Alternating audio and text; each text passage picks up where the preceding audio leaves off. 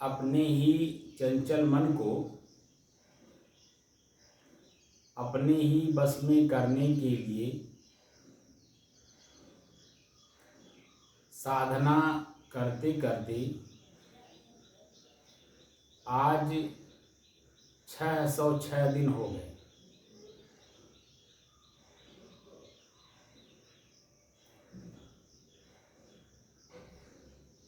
तारीख 5 जुलाई सन 2023।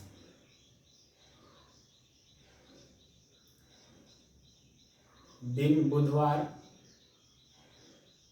प्रातः काल का समय।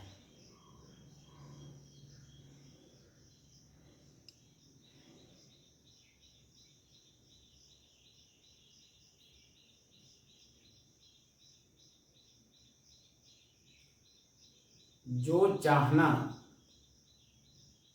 मेरे अंदर में है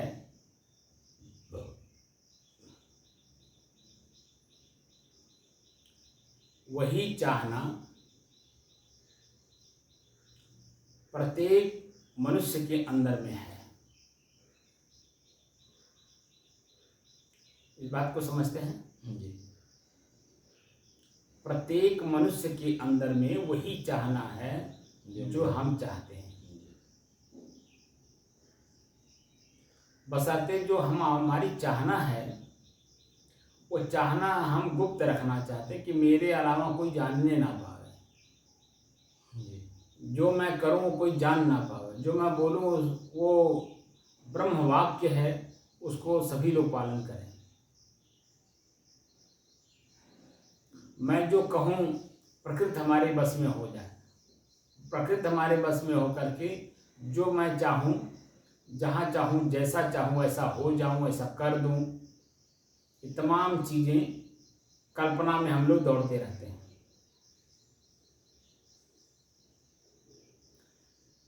इसी चाहना को ही चंचल मन कहा जाता है। क्या कहा जाता है? चंचल मन। और ये देखेंगे कि जितने देर आप बैठे हैं उतने देर में कितनी बातों को याद करता है और किस किस रूप में याद करता है, क्या क्या इसकी चाहना है। क्या कभी हमने अपने ही मन को आधे घंटे तक देख करके इसकी चंचलता को पकड़ पाए कि कितनी बातों को याद करता है आधे घंटे में? आधे घंटे में कोई काम नहीं होगा। जो व्यवहारिक कार्य हैं आधे घंटे में किसी की सफलता मिलेगी? नहीं। बोलिए। नहीं मिलेगी। जो छोटी छोटी सफलताएं हैं वो तो मिल जाएंगी। जैसे यहाँ से घर से आपको आश्रम आना है तो आश्रम 500 मीटर दूर है आपके घर से, तो 10 मिनट 15 मिनट लगेगा, आप आ जाएंगे। आधा घंटा नहीं लगेगा। तो छोटी छोटी चीज़ें तो प्राप्त हुई, लेकिन वो प्राप्त होने के बाद भी क्या मन हमारा स्थिर है? मिल गया तो चलो वहाँ शांत हो गए, उसके आगे की कल्पना होती रहती है। और जितने देर में आप घर से यहाँ तक आते हैं उतने ही देर में आप देखिए अपने मन से बात करते करते कितनी बातों से अपने सात्विक वृत्ति और तामसिक वृत्ति, राजसिक वृत्ति और तामसिक वृत्ति आपस में चर्चा करती रहती हैं। तो कितनी बातों को लेकर के चर्चा करते आप घर से यहाँ तक आए, आपको मालूम है? आँख से क्या क्या दृश्य आपने देखा? रास्ते में सड़क में पानी भरा हुआ है, पानी कैसे क्रॉस करें? पानी को देखते ही मन में कितनी बातें बदलती हैं। देखो इसको इतना अकल है कि अपने पानी अपने रोक रखा है, अपने पानी अपने रोकेगा तो अपने यहाँ कैसे चलेगा, अन्य लोग कैसे चलेंगे? तरह तरह की वृत्तियाँ बनती हैं कि नहीं जी? तरह तरह की वृत्ति बनती है ना। इन्हीं सब वृत्तियों को देखने के बाद ही एक अपने अंदर में जिज्ञासा जगता है कि कोई ऐसा संसार में है जो हमारे ही अपने चंचल मन को हमारे अपने बस में करा दे और मैं सुखी स्वतंत्र हो जाऊं। क्या ऐसा कोई है? उसी को हम लोग ढूंढते हैं। तो कहाँ ढूंढते हैं? एक तो पहले व्यवहार में ढूंढते हैं। तो कहाँ ढूंढते हैं? घर, मकान, दुकान, माता पिता, भाई बंधु, नात बात, हित मित्र, पत्नी, बच्चे, समझ नहीं आप? उसमें पहले ढूंढते हैं। तो जब देखते हैं उसमें नहीं मिला, तब हम लोग क्या करते हैं? अध्यात्म की ओर मुड़ते हैं। तो अध्यात्म में पहले कोई भजन सुनते हैं, कोई गाना सुनते हैं जो आध्यात्मिक हो, जो दिल को चुभता हो। धीरे धीरे फिर वो जिज्ञासु के रूप में हम लोग आते हैं। तो कोई ना कोई जो आजकल तमाम दुकान रखे हुए हैं लोग, किसी दुकान पे हम लोग जाते हैं, ठीक है। जैसे कभी पंथी है, कभी पंथियों में भी जन्म 11 गद्दी हो गई है, और 11 गद्दी के बाद भी जो है बीच बीच में और 11 लोग पैदा हो गए। कुल मिला के 22 लोग हैं। अब 22 से भी अब नया लोग आ रहे हैं। अभी जो बताए थे ना आपको, हम बाराबंकी जब गए थे तो वहाँ एक लोग आए तो बता रहे हैं ये जो कबीर मगहर और बनारस में पैदा हुए, इनको हम मानते ही नहीं हैं, हम बीजक पढ़ते ही नहीं, हमको बीजक पढ़ना प्रतिबंध है। कुछ ऐसी ग्रंथ हैं जो हम लोग नहीं पढ़ सकते हैं। तो वो पारखी कोई एक नया कोई सिद्धांत चला हुआ है, पारखी गुरु।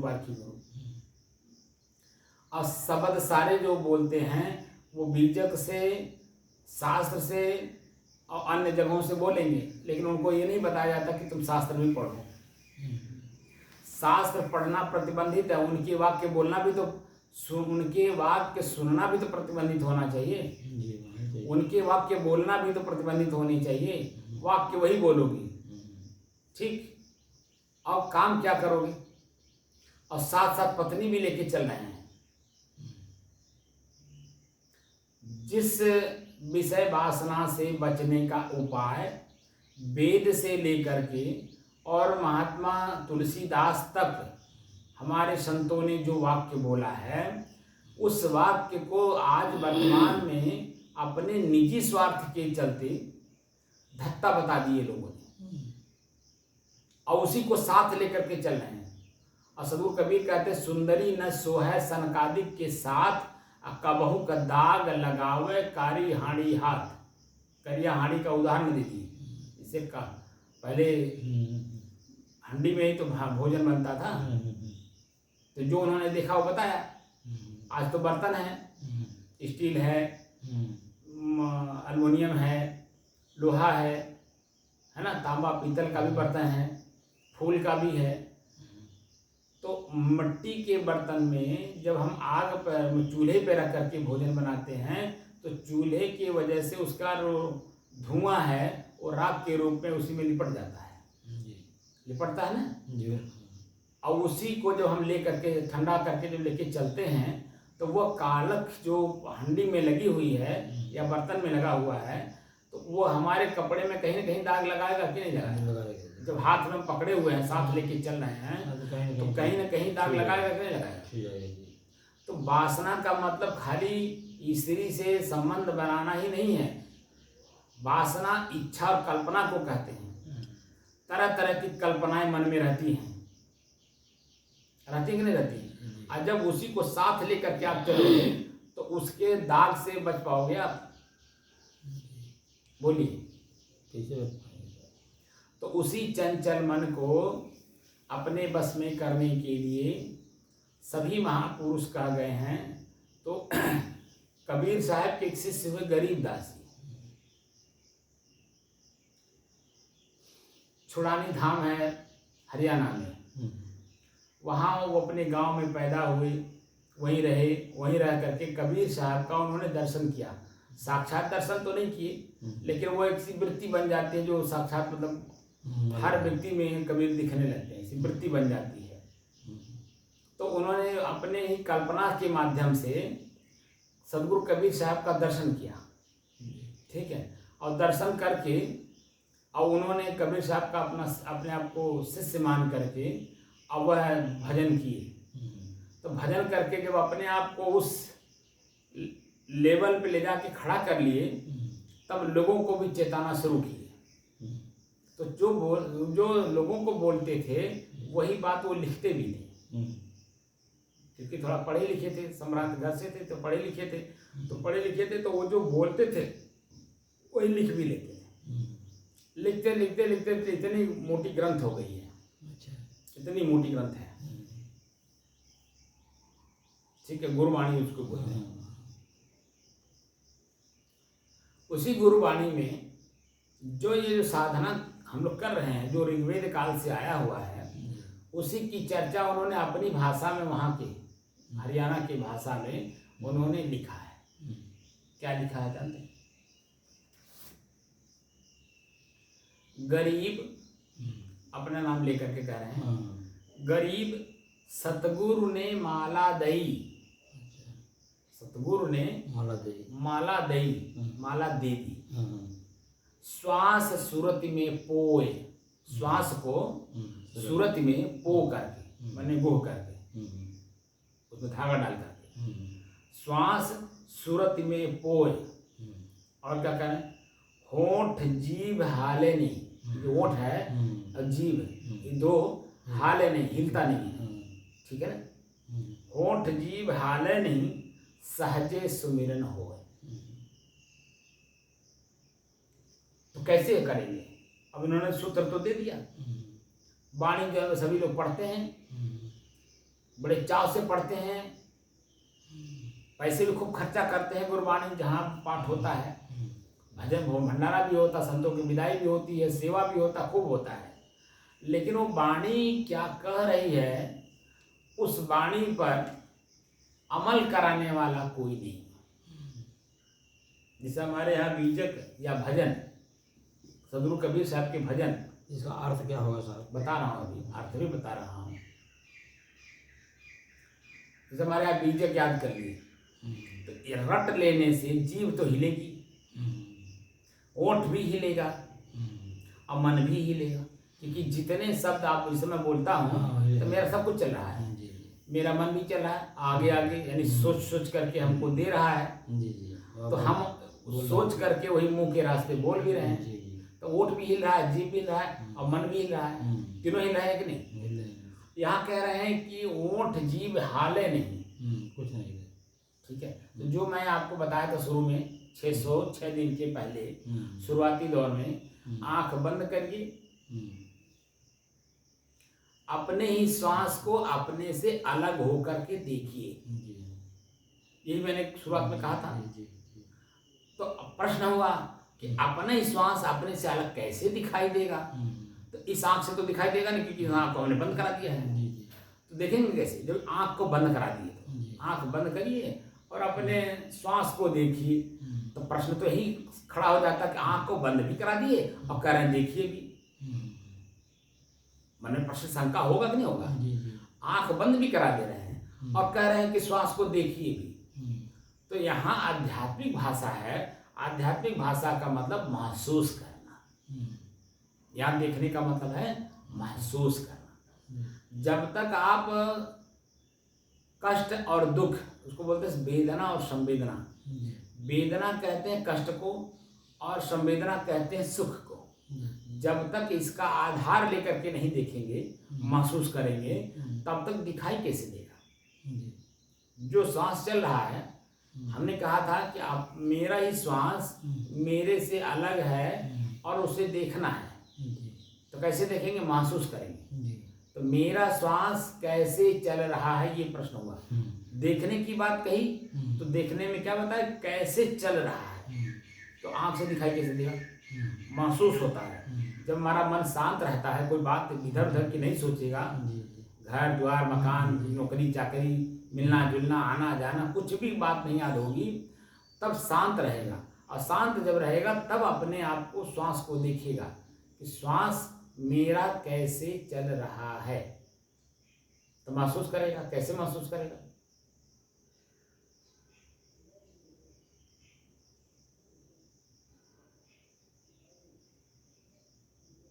सांस लेते हैं, पेट फूलता है तो शरीर देखिए ऊपर उठता है। और जब सांस छोड़ते हैं तो देखिए जो पेट फूला हुआ अंदर होता है और कंधा जो है नीचे जाता है। तो ये स्वतः महसूस होता है कि नहीं?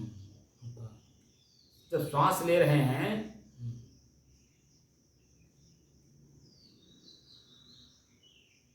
तो देखिए पेट भी फूल रहा है, छाती जो सीना है पीछे जा रहा है, ऊंचे और पीछे जा रहा है। लेकिन जब हम सांस को छोड़ते हैं तो पेट पचकता है और ये कंधा नीचे की तरफ जाता है ना। ये महसूस हो रहा है नहीं? हो रहा है। जितना ही मन आपका शांत हो, महसूस करेगा। बाहरी बातों को एक भी बात को याद नहीं करेगा। खाली ये काम जो हमने दिया है, ये श्वास देखना भी एक काम है। श्वास देखना एक काम है। और किसने दिया है? जो आपसे बड़ा है। तो बड़ा कौन है? जो गुरु है, जिसके पास आप गए हो अपने आप को पीड़ा मुक्त करने का उपाय जानने के लिए। तो वो डायरेक्ट आपको जो बड़ी बड़ी बातें हैं वो डायरेक्ट कैसे दे देंगे? क्योंकि मन है चंचल, और चंचल मन में कोई चीज रुकता नहीं है कि रुकेगा? जो शब्द बोला जाता है वो चंचल मन में शब्द ठहरता नहीं है, और जब तक ठहरेगा नहीं तब तक चिंतन होगा नहीं, और चिंतन होगा नहीं तो उसकी वास्तविक स्थिति का ज्ञान होगा नहीं, और वास्तविक स्थिति का ज्ञान होगा नहीं तो हम उसका जो फल मिलना, परिणाम जिसको कहते हैं, वह परिणाम कुछ का कुछ हो जाएगा। चाहते कुछ और हैं, हो जाएगा कुछ और। लेकिन जब तक हमारा परिणाम हमारे सामने उपस्थित ना हो जाए तब तक हम एकाग्र मतलब उसी काम को खाली करें। एक समय में 4 काम नहीं करेंगे, एक काम करेंगे। सिर्फ जो काम हम वर्तमान में कर रहे हैं उसी को कहते हैं एकाग्रता। तो एकाग्रता जैसे जो आध्यात्मिक आदमी है उसका काम है। जो व्यवहार है, जिस समय में जैसे मान लो व्यवहार नहीं करना है तो उस समय में हम व्यवहार, आध्यात्मिक व्यवहार कर सकते हैं। सुबह 4 बजे उठे तो 4 बजे उठते ही नहीं ना आप बैठ जाएंगे, क्योंकि शरीर है। जो शाम को भोजन आप दिए हैं शरीर को, अपने शरीर को, तो वो अपना बाहर भी तो करेगा ना। शाम को आपने, अंग्रेजी में कहते हैं इनपुट, आपने इनपुट दिया और फिर सुबह सुबह अपने आप ही आउटपुट करेगा कि नहीं? तो मस्तिष्क बताता है कि नहीं इस समय हमें लेटरिन जाना है, लोकशंका जाना है, फिर और बताएगा ब्रश भी करना, और बताएगा स्नान भी करना है। अपना ही मस्तिष्क वो वर्तमान स्थिति को देखते हुए सब बताता है और करवाता भी।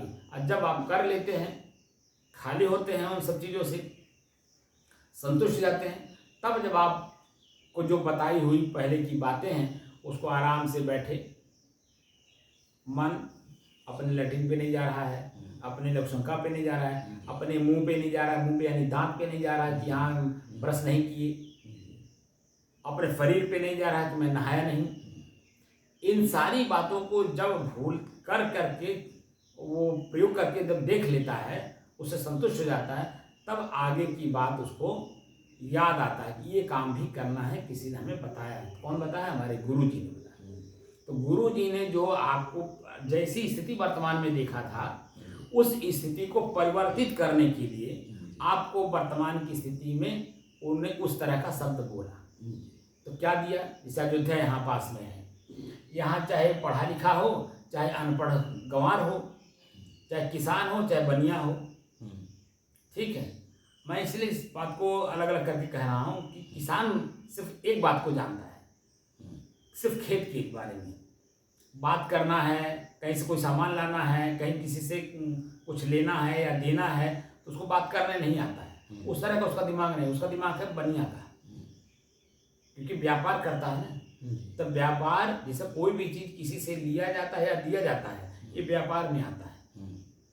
हमारी इंद्रियां भी आपस में व्यापार करती हैं। ये भी हमारे, हम जब पतंजलि योग दर्शन गहराई से पढ़ने लगे तो उसमें दिया हुआ है कि हमारी इंद्रियां भी आपस में व्यापार करती हैं।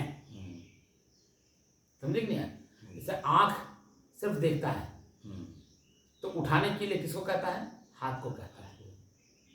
आँख देखता है तो कहता है यार कान तू सुन ले क्या बोल रहा है, ठीक। तो कान जब सुनता है तो कहता है यार तू देख तो ले कौन बोल रहा है। तो एक दूसरे से व्यापार हो रहा है कि नहीं? हो रहा है। तो व्यापार का मतलब होता है एक दूसरे से लेन देन करना। जैसे आँख ने देखा तो सुना तो नहीं, वो सुन भी नहीं सकता, सुनने के लिए कान को कहता है। अब कान खाली सुन रहा है तो कहता है देख तो ले तू कौन बोल रहा है। ये भी बात है। कोई चीज मान लीजिए किसी ने बताया तो पैर को कहा जाता है पैर यार चल करके देख तो, दिखा तो दे यार, वो बोला है तो क्या वो हाँ सत्य है। उसकी बात को कैसे सत्य मान ले जब तक हम अपने देख ना लें। तो देखता है वहाँ जा कर के तो कहता है बात तो सही है, तो उसको अपना पूज्य मान लेता है, बड़ा मान लेता है, आदर देता है, सत्कार करता है, यही मन। लेकिन जब तक जो आपने कान में सुना दिया और आँख जा कर के वहाँ नहीं उस चीज़ को प्रत्यक्ष देखा तो क्या कहेंगे? कहेंगे यार तो हमको बेवकूफ़ बना दिया, कहेगा कि नहीं? तो जाएंगे देखेंगे नहीं तो कैसे पता चलेगा? वही बात है।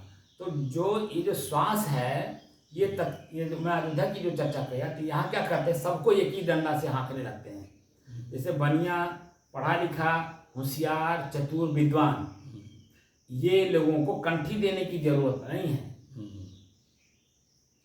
इनको तो आप इशारा करते जाइए और वो बात को पकड़ते जाएंगे, और जैसे बात को पकड़ते गए वो जो आप लक्ष्य लेकर के वो आया है, जो उद्देश्य आपका है उसको देना, वो पट पट पकड़ता चला जाएगा।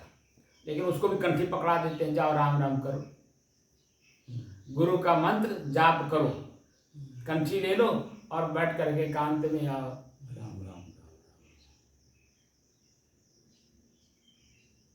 तो खाली जो है इसको करा देने से ये तो उनके लिए है जो गौर गंवार हैं, जो पढ़े लिखे लोग नहीं हैं, उनकी वृत्तियाँ विकसित नहीं हैं, मन विकसित नहीं है। वो एक ही जगह पे, एक ही कुआं की तरह, कुआं के मेंढक की तरह एक समझते हैं कि बस ये जो आकाश है इतने में ही है।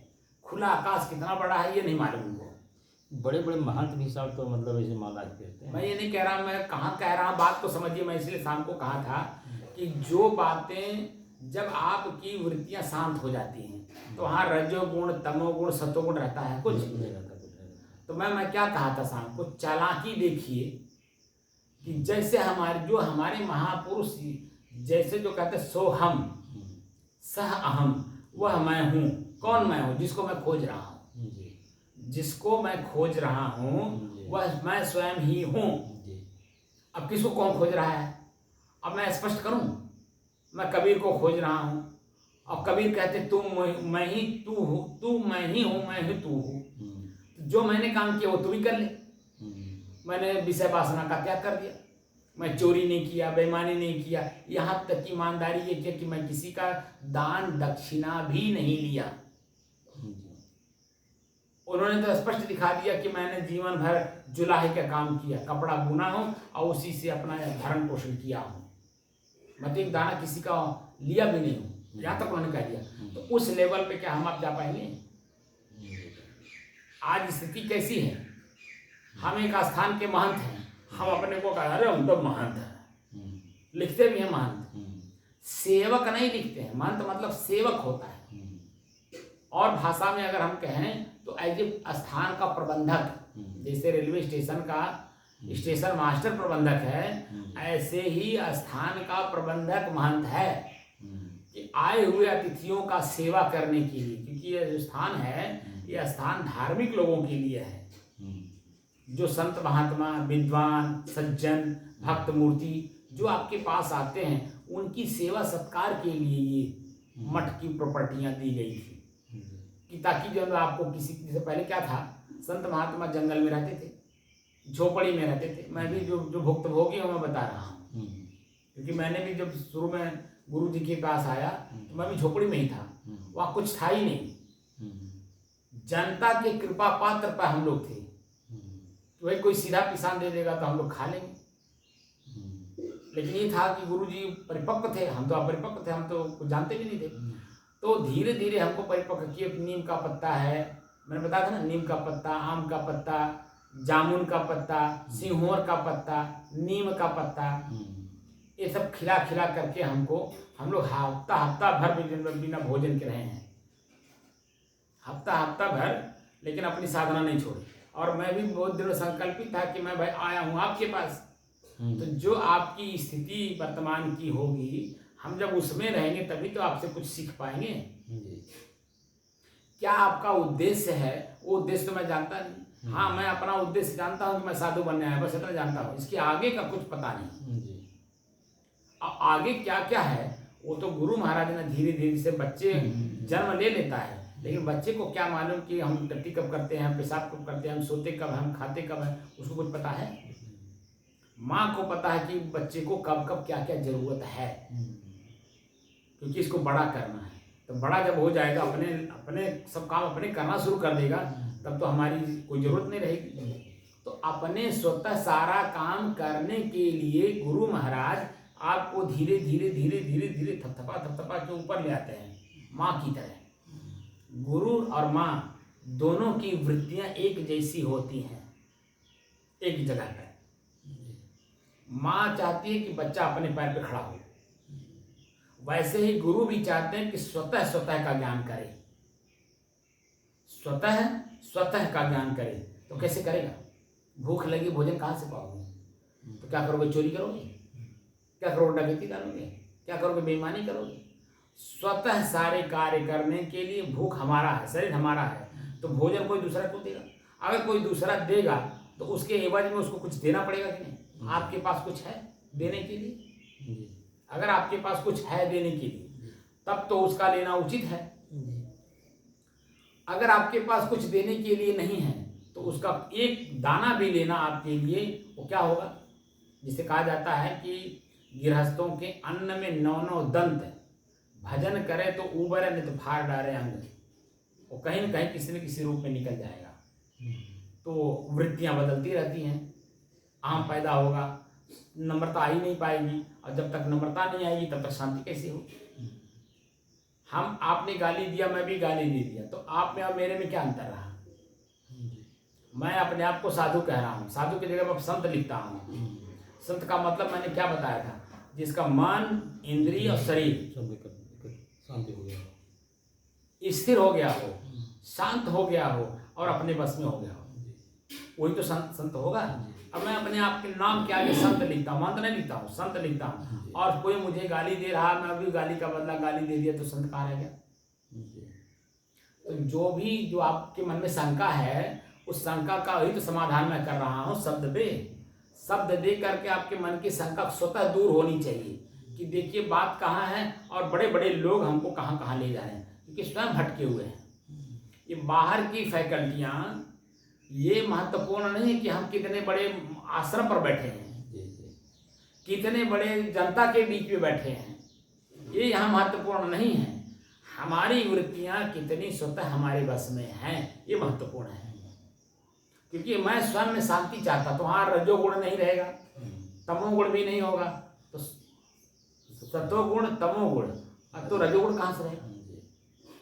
जब हम बिल्कुल एकदम, जैसा आप एक व्यवहारिक बात बता रहा हूँ, ये तो अध्यात्म की बात है, व्यवहारिक बातों में देखिए, जब बिना कुछ किए, बिना अध्यात्म का कोई चर्चा किए, कोई क्रिया किए, आप जब बिस्तर पर लेटने जाते हो, उस समय में आप देखते सारी वृत्तियां उतारते हो कि नहीं? वहाँ रजोगुण नहीं है, तमोगुण नहीं है, सतोगुण नहीं है।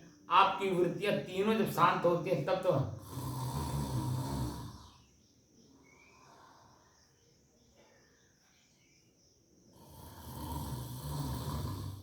ये जो आवाज है नाक की, आपका कान पास ही में है, क्या सुनता है? क्योंकि तीनों वृत्तियां नहीं है। अगर तीनों वृत्तियों में से एक भी होता तो कान सुनता आपकी आवाज को कि नहीं? जितने लोगों की नाक बजती है, आप प्रैक्टिकल करके देख लीजिए, वीडियो बना लीजिए उसका, ठीक है, और उसको एक वीडियो दिखाइए नहीं, और कहिए भैया आपका नाक बजता है, आपको पता है? आप दोनों दूसरे को सोने नहीं देते हो। बहुत ऐसे प्रश्न आते हैं कि भैया आप तो इतने नाक आपका बजता है भोंपा की तरह कि दूसरा आदमी बेचारा परेशान हो जाता है, तो आप उल्टा उसी को डांटने लगते हो। कहाँ मेरा नाक बजता है यार, झूठ बोलते हो, ठीक है? जब वो ज़्यादा परेशान करे आपको, तो उसको वीडियो सीकर सुना दीजिए, दिखा दीजिए, भाई ये जो वीडियो है, ये चेहरा आप ही क्या है ना, ये चेहरे में जो नाक जो आपकी बज रही है, ये किसकी है? तब उसको अपने लगेगा यार मेरी ही नाक बजती है, मुझे नहीं पता। वह स्थिति हमें जागृत स्थिति में प्राप्त करना है, वह गुरु महाराज के सानिध्य में तब कर पाएंगे। वो अभी गुरु के सानिध्य में, अकेले में नहीं कर पाएंगे। वही बात ये कह रहे हैं, ये जो कह रहे हैं, तो धीरे धीरे ले जाओगे। सतगुरु गरीब गरीब अपना नाम लेके कह रहे हैं, गरीब सतगुरु ने माला दी, माला दे दी हमको। कौन सा माला दी? ये कंठी माला नहीं जो आम आदमी जो जो जप रहे, वो नहीं। सतगुरु ने माला दी, श्वास सूरत में पोए, श्वास को सूरत में पोए, सूरत में मैंने वो डाल करके कि अपने ही श्वास को बार बार देखना। कोई भी काम करना, पैदल चलना, गाड़ी से चलना, मोटरसाइकिल से चलना, साइकिल से चलना, चाहे जैसे चलना, तो अपने श्वास पर ध्यान रखना। सूरत मतलब ध्यान होता है, अपने ही सूरत को ध्यान रख करना कि मेरा श्वास कैसे चल रहा है। श्वास सूरत में पोए, पोए मैंने डाल करके कि अपने ही श्वास को अपने से अलग होकर के उसको देखते रहना कि कैसी चल रही है, जो मैं अभ्यास करवा रहा हूँ। वही बात यहाँ लिखी है, ठीक है। गरीब सतगुरु ने माला दी, श्वास सूरत में पोए, क्योंकि जो हमारी सांसें चलती है ना,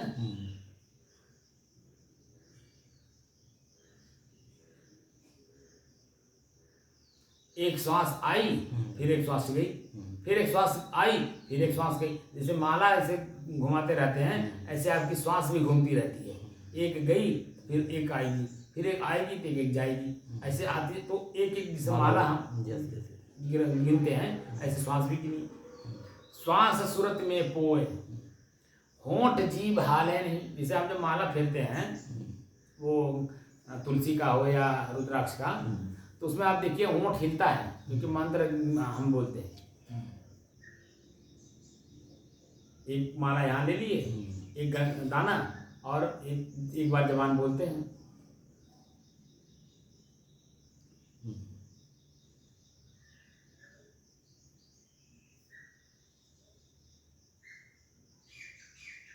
तो देखिए जीभ भी हिल रहा है और होंठ भी हिल रहा है, दोनों हिला नहीं। हमने कुछ बोला, क्या बोला?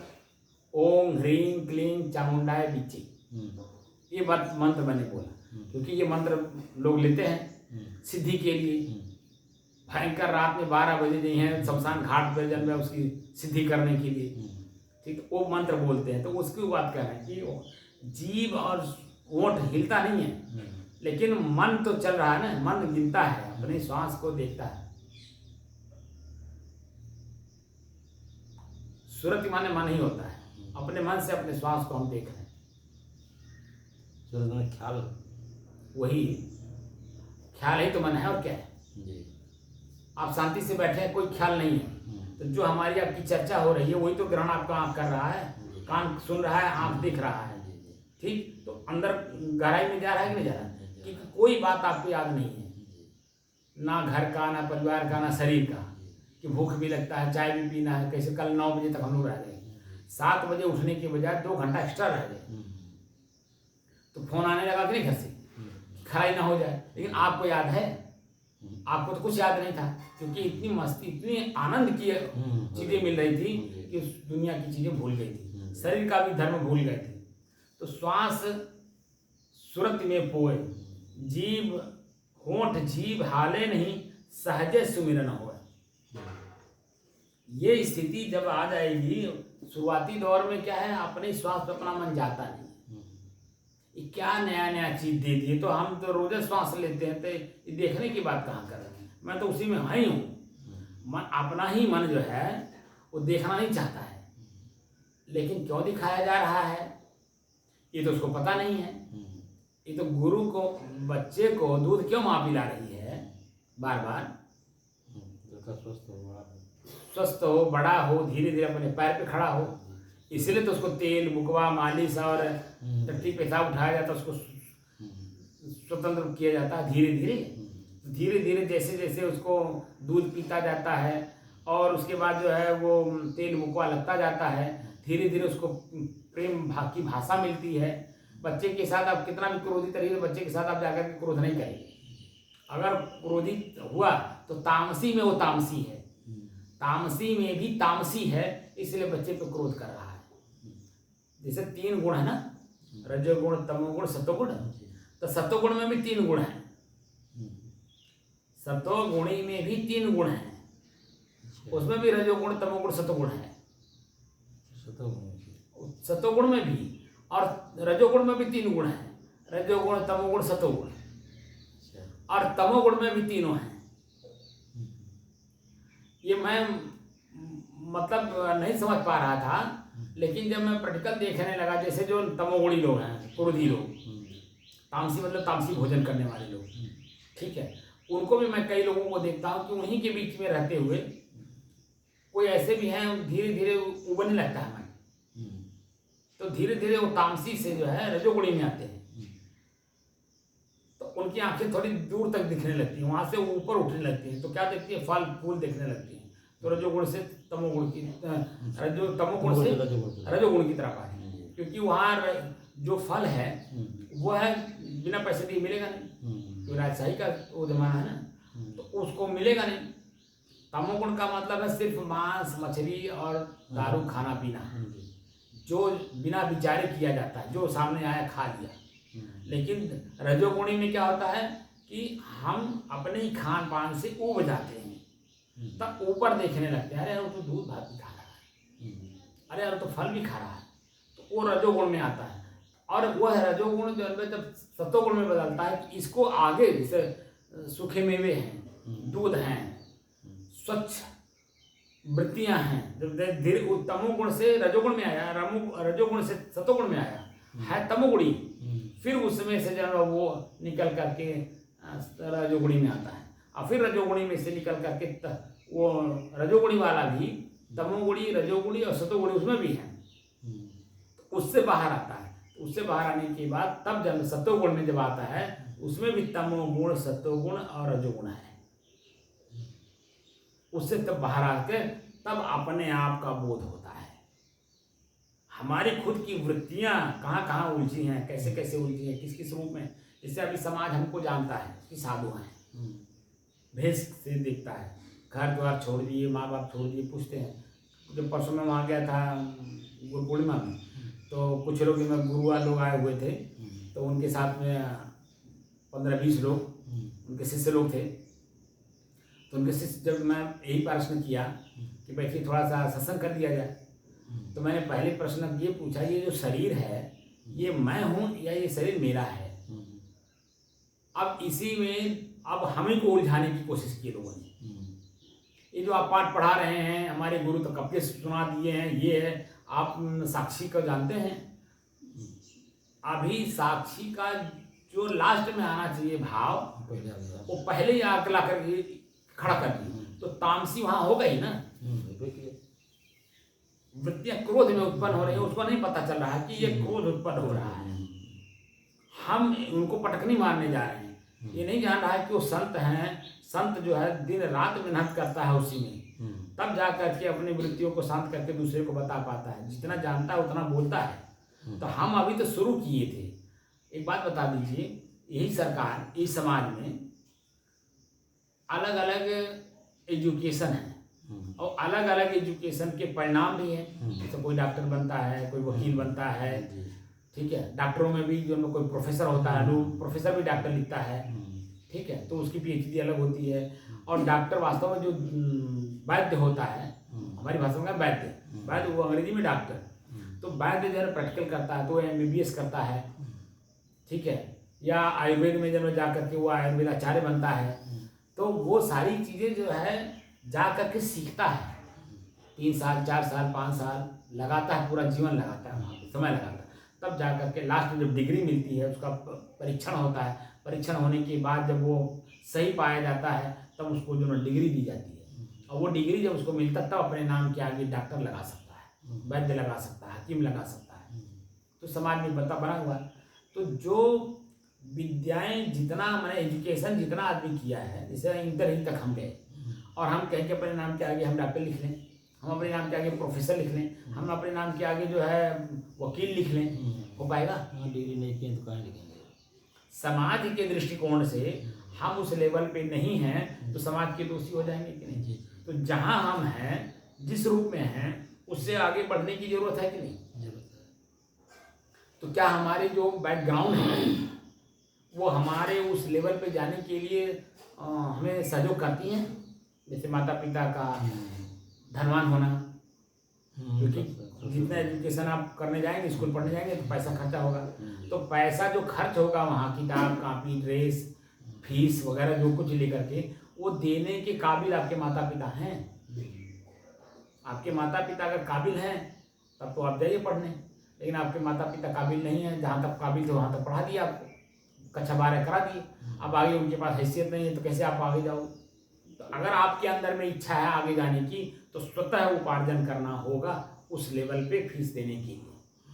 तो क्या करना होता है, ट्यूशन करना होता है, छोटे छोटे बच्चों को ट्यूशन पढ़ाया जाता है या और कोई काम किया जाता है। बहुत अभी IAS बन रहे हैं तो उनका जो जोश एक कोई संस्था है उसके माध्यम से उन लोगों को बुला करके अपनी स्पीच दिलवाते हैं। स्पीच मतलब अपनी कैसे कैसे किस किस परिस्थिति से गुजर करके उन्होंने IAS को पास किया है, DM बने हैं, तो किस किस परिस्थिति में पढ़ करके रह करके जी करके उन्होंने इस लेवल पर अपने अपने लक्ष्य को पूरा किया है। तो वहाँ बताया जाता है कि जब एक बनारस का लड़का है जायसवाल का, वो आया तो वो बता रहा था कि मेरे पिताजी रिक्शा चलाते थे, जो कि जायसवाल है, जायसवाल बनिया होते हैं, बनिया दुकान करते हैं, बिजनेस करते हैं, खेती नहीं करते, बिजनेस करते हैं। अब बिजनेस से बहुत पैसा कमाते हैं, बहुत बड़ा नाम कमाते हैं। उसके पास पैसा नहीं था, उनके पिताजी के पास पैसा नहीं था, तो रिक्शा चला रहे थे, वो भी रिक्शा किराए की। तो अपनी रिक्शा भी नहीं, किराए की रिक्शा लेकर के रिक्शा चला करके जो बच्चों का भरण पोषण करना, 3 बच्चे, ठीक है, 3 बहनें, एक 4 और 2 अपने पति पत्नी, 6 लोगों का भरण पोषण एक रिक्शे से हो रहा था। तो फीस कहाँ से दे पाएंगे? इस तरह से तो वो बच्चा जो है किस तरह से पढ़ करके आधा पेट खा करके, आधा टिफिन खा करके, 24 घंटा में आधा टिफिन भोजन माने रखता है, माने आधा खुराक, आधा टिफिन का मतलब आधा खुराक, आधा खुराक भोजन 24 घंटा में कर करके हम शरीर को कितना स्वस्थ रखेंगे आप बताइए। वो अपनी स्थिति बताया है, जब वो IAS टॉप करके नियम बन गया, उसके 10 साल के बाद वो स्पीच दिया है, जो सारे बुला करके स्पीच दिया है उसकी परिस्थितियों का, समाज को, मतलब जो अन्य विद्यार्थी हैं उनके अंदर में जिज्ञासा, जोश भरने की, उसका नाम ही जोश है, उसके अंदर में मतलब उत्साह, उमंग, अपने परिस्थिति को, जो परिस्थिति है इसको नीचे बना करके आगे कैसे बढ़ा जाता है, वो परिस्थिति को उनके अंदर में जिज्ञासा डाला जाता है कि अपना जो लक्ष्य बनाए हो, जब तक लक्ष्य हासिल हो ना जाए तब तक हमारी परिस्थिति कैसी भी हो हम इसे पार करके वहां तक जाएंगे। ये सब चीजें जब वृत्तियां बनाई जाती हैं तो वृत्तियों को जब तक खुद पढ़ोगे नहीं, जैसे श्वास देखने का मतलब क्या है कि श्वास को पढ़ना, मेरा अपना ही श्वास कैसे चल रहा है। मैंने क्या कहा था, मेरा अपना ही श्वास कैसे चल रहा, कैसे प्रश्न कर दिया। तो जब हम श्वास पे हमारा मन टिक ही नहीं रहा तो देखेंगे कैसे? हमारा मन अपने ही श्वास पर 5 मिनट तक लगातार टिक ही नहीं रहा है। 5 मिनट बहुत होता है क्योंकि 1 मिनट में 60 सेकेंड होता है और 5 मिनट में कितने 300 सेकेंड हो गए, और 300 सेकेंड में हमारा मन क्या स्थिर है? खाली श्वास को लगातार देख रहा है, क्योंकि देखने का काम किया जा रहा है। क्या किया जा रहा है? देखने का काम किया जा रहा है। क्या 5 मिनट तक हमारा मन रुका? नहीं रुका। तो जब 5 मिनट तक नहीं रुक पा रहा है तो जब हमें घंटों कैसे अपने मन को देख पाएंगे? और जब तक घंटों, 1 घंटा, 2 घंटा, 4 घंटा, 6 घंटा, 10 घंटा लगातार अपने मन को नहीं देखेंगे तब तक आगे की स्थिति का वर्णन कैसे करेंगे? क्योंकि देखने का काम किया जा रहा है। 10 घंटा लगातार हम अपने श्वास को देख सकें, ऐसा अपनी वृत्ति को बनानी पड़ती है। तो जब वो बन जाता तब आगे क्या कह रहा है? एक तो पहला प्रश्न है कैसे चल रहा है, दूसरा प्रश्न है कि श्वास में मिल क्या रहा है, मिल क्या रहा है। क्या मिलने में 6 चीजें बता दिया। दुर्गंध, सुगंध, जब हम सांस लेते हैं तो वातावरण कैसा होता है तो हमारा नाक बताता है ना यहाँ का वातावरण कैसा है कमरे का। तो श्वास जब हम लेते हैं तो उसमें सुगंध और दुर्गंध, सुगंध अगर आएगा अच्छा आनंद की अनुभूति करेंगे, लेकिन दुर्गंध आया तो कष्ट का अनुभव करेंगे। और कष्ट और दुख को देखने के लिए तो हम बैठाए हैं, बैठ करके देखना है। तो कितने देर ठहरेंगे, लोग मेहमान है ना। अगर सुगंध आ रहा है तो सुगंध थोड़ी देर तक ही तो टिकेगा, तो सामान्य हो जाएगा। दुर्गंध आ रहा है तो कितने देर टिकेगा? जैसे सुगंध आया, आप आनंद लेने लगे, और दुर्गंध आया तो उनके भागने लगे, अरे बड़ा नहीं यार, क्योंकि नाक को कष्ट देता है तो तुरंत वहां से भागने लगे। हमें भागना नहीं है, हाथ पैर जैसे हम तोड़ करके बैठे कष्ट हैं। देता, मन को कष्ट देता है। हाँ? नाक को कष्ट देता है कि मन को कष्ट देता है? नहीं, पहले तो यही देता, तब मानव को कष्ट आ जाता तो है। मतलब वहाँ पे माना तो जाए मत, अब जाएगा ना। नाक का जाना, मना जाएगा ना। क्या आप समझे नहीं? जैसे जब मना ना भी जाए, जैसे हम बहुत लोग ऐसा मान लीजिए आप घर पर हैं और चूहा मरा हुआ है आपके कमरे में, तो आप यहाँ से घर में से जैसे बाहर से आप कमरे में घुसेंगे, वहाँ तो नहीं ना आप बैठ करके अभ्यास कर रहे हैं मन को देखने का, श्वास को देखने का अभ्यास नहीं कर रहे हैं, तो वहाँ तो नकिये बताता है ना, गंध आएगा, मतलब गंध आपको नकिये में तो आएगा। जो नाक में गंध आया वही तो मन बना। आप बात को बारीकी नहीं समझते। अच्छा। नाक में जैसे गंध गया वैसे ही जन्म में मस्तिष्क मन बन जाता है, वही मन बन जाता है, और फिर तुरंत वही खोजने लगता है, आँख से देखने लगता है कहाँ चूहा मरा है, क्या मरा है, दुर्गंध क्यों आ रहा है, क्यों दुर्गंध आ रहा है, खोजने लगता है। तब फिर चित्त मन तो चंचल है, शरीर भी चंचल हो जाता है। यहाँ शरीर को स्थिर करना है, जैसे हम लोग बैठे हैं देखने के लिए, तो शरीर अगर स्थिर नहीं है तो देखेंगे कैसे? श्वास को देखेंगे कैसे जब तब तक शरीर स्थिर नहीं होगा। पैर स्थिर हो गया, हाथ स्थिर हो गया, अब अपने श्वास को देखिए। तो श्वास में अगर सुगंध आ रहा है तो आपके चेहरे पे मुस्कान आ जाएगी।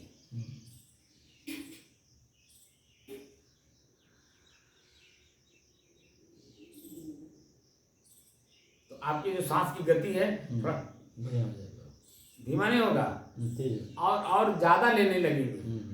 जैसे पहले सामान्य था, तो अब सुगंध आ रहा ना, मुस्काते हुए ज्यादा लेने लगेंगे, ज्यादा खा लें। जैसे भोजन होता है जब स्वादिष्ट लगने लगता है, कहते हैं आप ज्यादा खा लें, ऐसे श्वास को भी आप और ज्यादा लेने लगते हैं। तो उसमें तो आप श्वास ज्यादा लेने लगे, लेकिन दुर्गंध आने लगा तब क्या करने लगे? तो भागने लगे, तो कष्ट का अनुभव कराना। तो हमें कष्ट कब मिल रहा है, आनंद कब मिल रहा है, और अपने आप सामान्य कब हो रहा है, यही तो देखना। 3 चीजें हमें क्या देखना है? सुगंध, दुर्गंध, सामान्य। और क्या देखना है? जैसे वातावरण जैसा रहता है। अभी देखिए आज के 5-7 दिन पहले इतनी गर्मी थी, ये पूरा दीवार गर्म था। तो जब दीवार गर्म है, पूरे वातावरण में गर्मी है, तो जो हवा है उसमें भी तो गर्मी थी। तो श्वास लेने में हम लोग को कैसा लग रहा था? कष्ट महसूस हो रहा था, ठीक। लेकिन वही जब बारिश हो गई, अब देखिए 5-7 दिन के बाद परिस्थिति बदल गई, बारिश आ गई। तो बारिश जो हवा चलती है, बारिश की वजह से हवा में ठंडी आ गई। जो पहले गर्मी थी भयंकर, वो ठंड हो गई, क्योंकि पूरे वातावरण में पानी के कारण ठंडी आ गई। तो जो हवा चल रहा है पौधों के माध्यम से, ठीक है, तो वो हवा अब ठंडा हो गया, गर्मी से ठंडा आ गया। शीतल नहीं हुआ, शीतल होगा कब? जब ठंडी का मौसम आएगा तब। तो अभी एसी यहाँ लगा नहीं है, अभी एसी अगर लगा होता तो एसी के कारण अभी ठंड महसूस होता। एसी है नहीं, इसलिए ठंड महसूस नहीं होगा, शीतल महसूस नहीं होगा। ठंड तक आएगा लेकिन शीतल नहीं होगा। तो हमारे श्वास में क्या मिल रहा है? ठंडई, गर्मई, शीतल,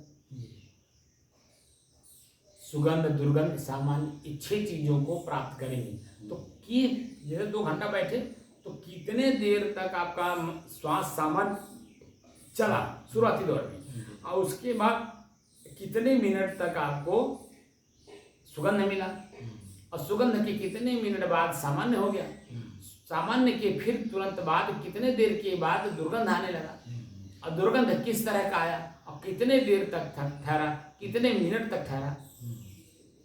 इन दोनों को हटा देने के बाद उसके बाद आप आ जाइए गर्मी और ठंडाई में। तो गर्मी, हमारा श्वास जो हवा गर्म है, कितनी देर तक लिया, और फिर वो कितने देर के बाद ठंड होने लगा। वो अनुभव कराता है ना, स्वतः आपको बता देता है कि इतने देर तक हमारा हवा जो अंदर हम ले रहे हैं वो गर्म है, इतने देर तक ये ठंड है, इतने देर तक ये शीतल हुआ है। तो वातावरण में जितना कमी बेसी आती जाएगी, उतने ही देरी तक आपके श्वास में भी वो जो मिल रहा है उतनी देरी तक मिलेगा। रिचुअल हो जाता है साहब ना, जैसे नहीं नहीं, तो ये देखने की बात इसलिए बताया जा रहा है क्योंकि यहीं तक नहीं ना है रहना है, आगे जाना है। तो जब हम इसको देख लेते हैं, जैसे बाहर की चीजें जब देख लेते हैं, जैसे आप लड़की के लिए लड़का जब देखने जाते हैं तो लड़के के विचार और आचरण बाद में देखते हैं, उसके भौतिक जीवन को पहले देखते हैं। भाई हमारी बेटी आएगी तो यहाँ इनके पास क्या आय का स्रोत है, खेती है, बिजनेस है, नौकरी है, क्या इनके पास आय का स्रोत है कि क्या खिलाएंगे हमारी बेटी को। इनका घर देखते हैं, घर में इनके पास कितने कमरे हैं, हमारी बेटी आएगी तो किस कमरे में रहेगी, क्या छप्पर में रखेंगे, आसमान में रखेंगे, कमरे में रखेंगे, कहाँ रखेंगे, क्योंकि वो शरीर है तो ठंडी गर्मी बरसात लगेगा ही। समाज की जो रीति रिवाज है उससे भी बचाना ही है, ठीक है। तो इनके पास कमरे हैं कि नहीं, मकान है कि नहीं, ये सब चीज़ें पहले भौतिक देखा जाता है। फिर जब ये सब चीज़ों से संपन्न हो, इनके मतलब परिचितदार कितने हैं, गांव में इनकी क्या ख्याति है, मोटी मोटी चीज़ें पहले जानी जाती हैं। उसके बाद तब आया जाता है उनके बोली भाषा देखा जाता है, उनके रहन सहन देखे जाते हैं, खान पान देखे जाते हैं, उनकी चिंतन देखे जाते हैं। इन सब चीज़ों को जब देख लिया जाता है, संतुष्ट हो लिया जाता है, तभी तो लड़की का शादी तय किया जाता है। पंडित जी को बुलाइए और दिन तारीख रखें, सगुन उसको बोलते हैं ना, सगुन रखना है, पंडित जी को बुलाइए। जब हम पूरी तहकीकात कर लेते हैं तब हम अपनी बेटी को देते हैं। बिना तहकीकात किए अब दे देंगे? लड़का वाला तो चाहता है कि बाबू हमें तुरंत दे देगा, लेकिन क्या लड़की जिसकी है वो तुरंत दे देगा? नहीं दे देगा। क्यों नहीं दे देगा? उसकी तो इच्छा है, दे दीजिए। क्यों नहीं दे देंगे आप? इसलिए कि वस्तु मेरी है, वो मेरी कीमती वस्तु है, और मेरी कीमती वस्तु किसके पास मैं दे रहा हूँ, क्या उसकी वो इज्जत करना जानेगा? भाई कोई भी चीज़ आप देते हैं, जब कोई उसकी इज्जत की जाती है तो आपका मन प्रसन्न होता है, वो वस्तु भी यथावत बनी रहती है, और जो देने वाला है वो खुश होता है मैंने दिया इनको, और लेने वाला भी खुश होता है उनसे हमने प्राप्त किया। तो वस्तु को यथास्थिति रखता है, जैसे लिया जाता है वैसे ही जब तक वो है तब तक उसको ऐसे रखा जाता है। बीच में कोई बहुत सारे व्यवधान आते हैं, उसको भी पार किया जाता है, सहन किया जाता है, क्षमा किया जाता है, डांटा गासा जाता है, दो चाटे भी लगाया जाता है, लेकिन खत्म नहीं किया जाता है। जो खत्म करता है वो समाज का सबसे बड़ा दोषी हो जाता है। इसलिए समाज प्राविधान भी बनाए, नीति नियम, जो उसको नष्ट करेगा उसको ये प्राविधान है, जो उसका सदुपयोग करेगा उसका प्राविधान ये है। बना हुआ कि नहीं? एक सिविल कोड है, एक क्रिमिनल कोड है, इसीलिए तो बना हुआ है कि समाज के जो लोग जो समाज के सामान को लेते हैं, यथावत रखते हैं, तो उनके ऊपर न सिविल कोड लगेगा ना क्रिमिनल कोड लगेगा, दोनों नहीं लगेगा। लेकिन जैसे ही वो इफबट हुआ तैसे उसके ऊपर वो लागू हो जाता है कि सब वो सामाजिक प्रक्रिया है। ऐसे ही जैसे हम लोग जो देने चाहते हैं वो बहुत बड़ी चीज है, हम अपनी लड़की आपको देना चाहते हैं, यानी सुख का पूरा सागर देना चाहते हैं। लड़की का मतलब क्या होता है? वह शारीरिक सुख के साथ साथ मानसिक सुख भी देती है, और शरीर के साथ शरीर संबंध के साथ साथ भोजन पकाती है, घर की पूरी देख रेख करती है, अपने पराये का ज्ञान रखती है। आप जो बाहर से कमा करके रॉ मटेरियल ला करके देते हैं, उसको एक कीमती वस्तु बना करके आपके सामने प्रस्तुत करती है, वो बहुत बड़ी चीज़ है। लेकिन क्या उस लड़की की कीमत हम लोग समझते हैं कि वो कितनी बड़ी चीज़ हमारे घर में आ रही है? उसको लक्ष्मी कहा जाता है। लक्ष्मी मतलब संपन्न, हर गुण से संपन्न रहती हैं लड़कियां, और लड़की को हम जिस घर में दे रहे हैं तो हम इसका मतलब हम हर गुण संपन्न बना करके उनके घर को संपन्न बनाना चाहते हैं। तो उसी तरह से जो गुरु है लक्ष्मी देना चाहता है, सर्वगुण संपन्न बनाना चाहता है। लेकिन शुरुआती दौर में जब अपने श्वास को आप देखेंगे तभी तो आगे की चीजें देख पाएंगे। तो सर्वगुण संपन्न कैसे बनेंगे? दो वृत्तियां आपके अंदर में हैं, एक सतोगुणी वृत्ति, एक तमोगुणी वृत्ति। तो तमोगुणी वृत्ति जब तक रहेगी तब तक आप सतोगुणी में नहीं जा पाएंगे। वृत्ति है ना, जो मन में आया बोल दिया, जो मन में आया कर दिया, जहाँ मन में आया तहाँ चल दिए, तो वहाँ ऐसा नहीं होता है। सतोगुणी वृत्ति में होता है कि कोई भी काम मन में अगर उत्पन्न हुआ है, करना है, तो विचार करता है, विचार करके तब कदम आगे बढ़ाता है। इसको आजकल आज की भाषा में प्रोजेक्ट कहते हैं। प्रोजेक्ट बना करके तब किसी कार्य को शुभारंभ किया जाता है कि ताकि स्टेप बाय स्टेप वो कार्य हो जाएगा। तो जब एक दिन बन के तैयार हो जाएगा तो उसमें हम गृह प्रवेश करेंगे, बहुत बड़ा आनंद आएगा। तो उसमें क्या क्या नहीं, पहला जो नींव कैसे रखा जाता है, नींव कितने देर उसमें रखा जाता है। आजकल पिलर बनाया जा रहा है, पिलर भी कई तरीके से पिलर बनाए जा रहे हैं। भूकंप रोधी भी पिलर बन गए हैं, भूकंप रोधी मकान आजकल बन रहे हैं। तो जब आपके पैसा उस तरह से रहेगा तभी तो आप करेंगे। पैसा आपके पास ही नहीं है तो क्या करेंगे? बस नींव खोद दिए, नींव की मजबूती देखिए नहीं, नींव को कैसे मजबूत किया जाता है। उसके बाद आप ईंट रखते चले गए, पता चला कि ये 4 बरसात में नीचे की जमीन मिट्टी खसक गई, आपका जो दीवार है वो खसक गया। तो आपकी वो जो मेहनत करके बनाए थे उसमें भय हो गया कि नहीं हो गया? तो कोई भी काम हम करते हैं कि आगे भय ना हो, गिर जाएगा, खसक जाएगा, डैमेज हो जाएगा, चूने लगेगा, ये सारे भय को खत्म करके हम मकान बनाते हैं। तो उसी को कहते हैं प्रोजेक्ट। हर चीज़ का एक प्रोजेक्ट बना करके जब काम किया जाता है तब जा करके आपको सफलता प्राप्त होती है, उसमें कोई शंका आगे नहीं रह जाता है। लेकिन जब आप प्रोजेक्ट, उसी को कहते हैं, हम लोगों को कहते हैं विचार करके काम करना। हमारी भाषा में विचार करके काम करना। विचार का मतलब कि हर बातें उसमें जोड़ी जाती हैं, हर चीज़ें उसमें देखी जाती है कि सबका जब लाभ उसमें होगा तो उसी में मेरा भी लाभ होगा।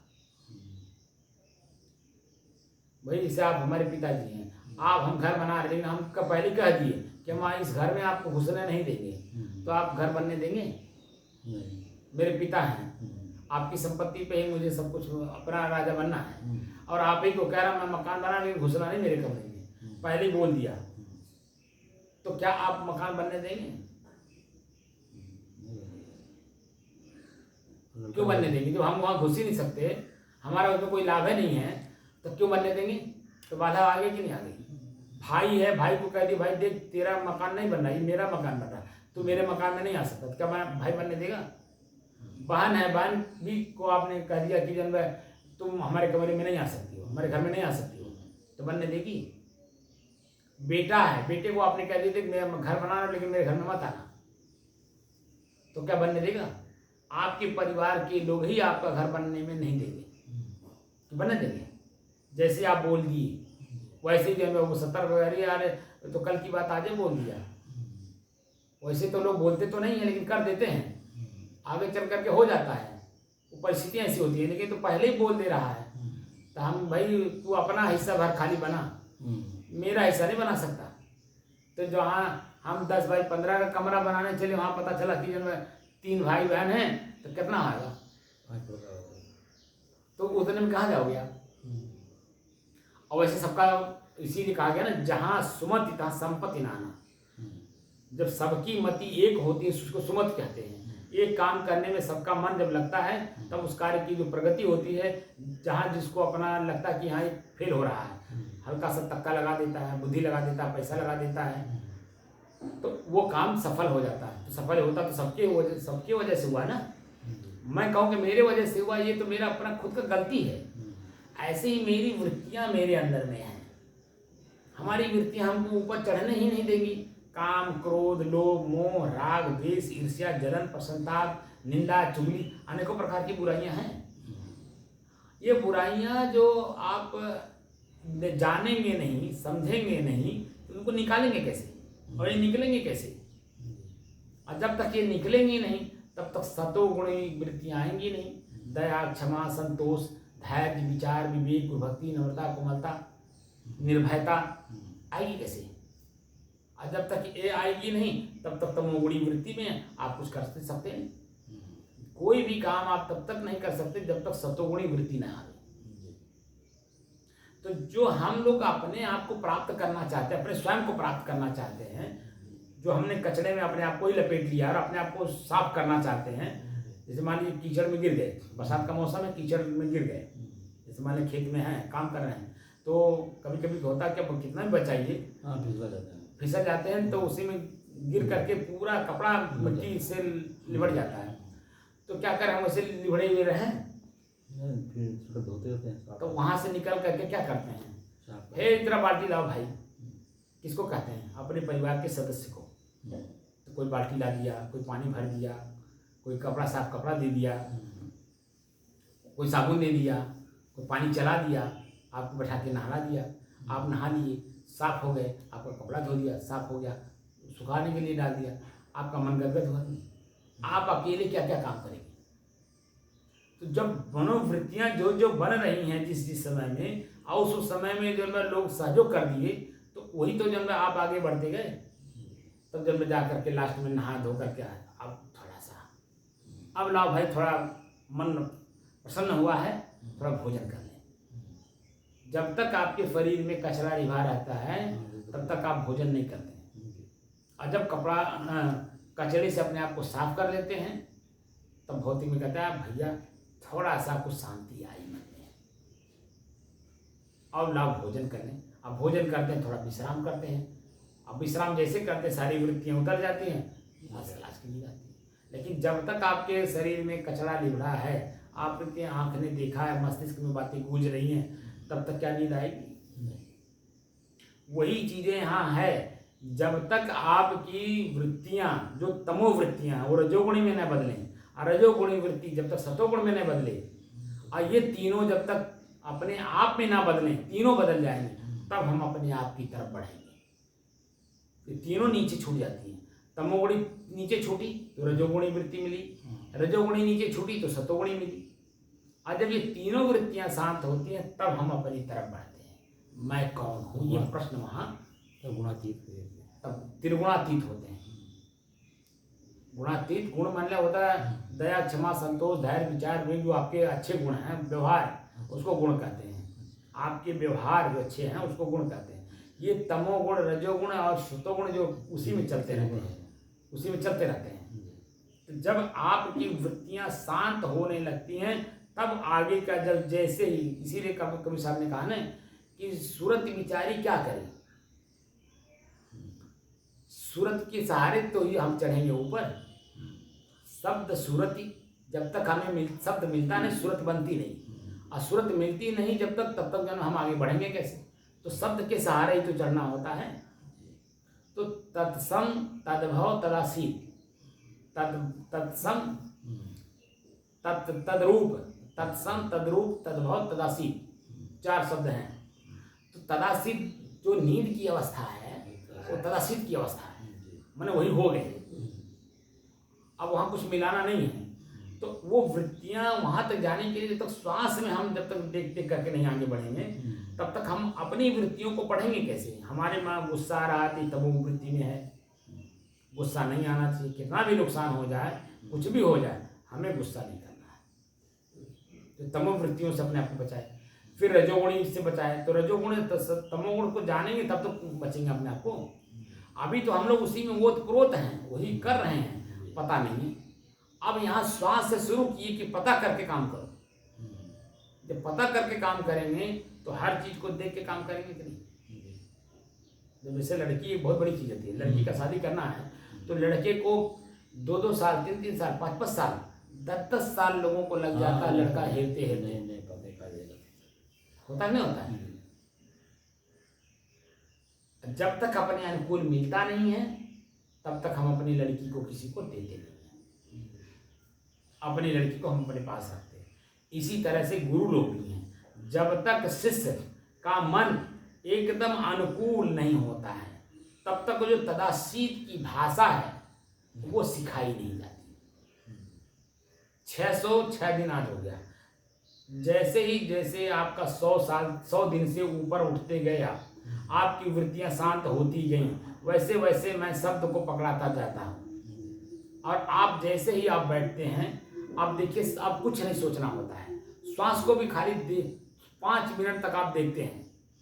जैसे 5 मिनट में आपने श्वास को देखना प्रारंभ किया, पहले शुरू में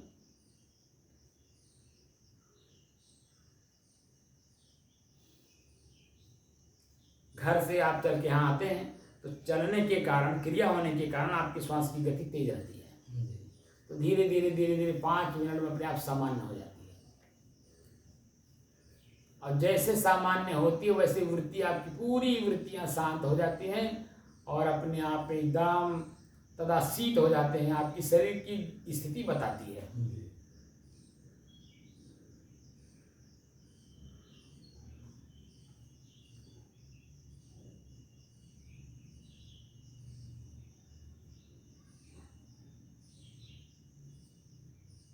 हमारे शरीर की स्थिति ऐसी तब तक रहती है जब तक मन में कोई बात रहता है।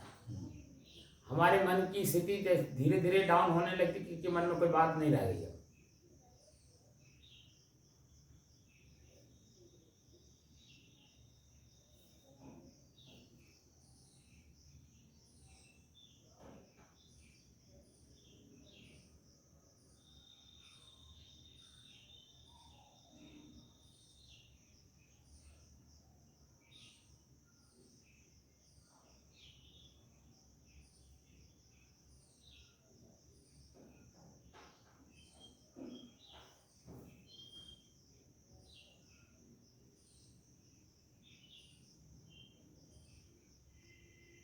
ये स्थिति बनती है क्योंकि मन में कोई बात है नहीं।